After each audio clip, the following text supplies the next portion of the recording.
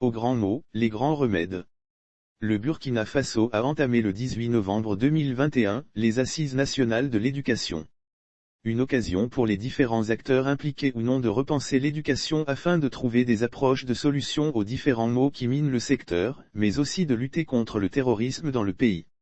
Au Togo, au nom de la lutte contre le terrorisme, Faure Gnassingbé délaisse les autres secteurs pour chouchouter l'armée, le socle de son pouvoir. Dans un monde qui change, l'école ne saurait rester statique au risque de devenir inadaptée. Elle doit déceler les germes de changement et opérer les réformes nécessaires à son amélioration, a déclaré Roch-Marc Christian Kaboré. L'éducation n'est pas une dépense, mais plutôt un investissement.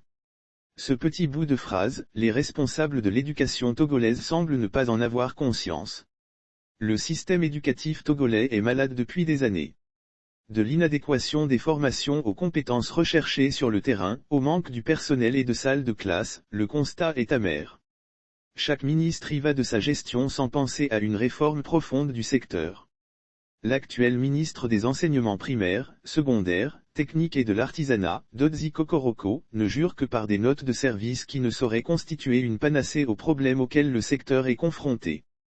Les États généraux de l'éducation s'imposent au Togo pour repenser le système et l'adapter aux réalités du terrain.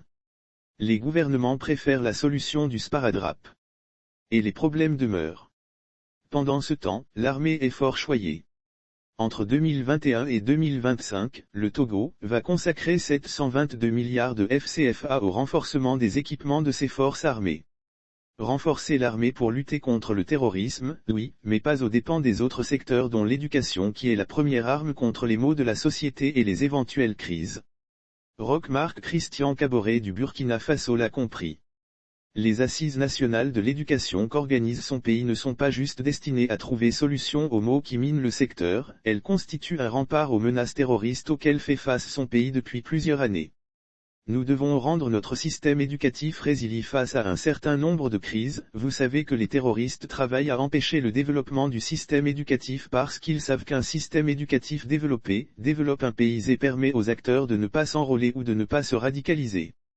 Participer donc à la réflexion de ces assises, c'est aussi contribuer à la lutte contre le terrorisme, a souligné le ministre burkinabé en charge de l'éducation, professeur Stanislas Kouaro.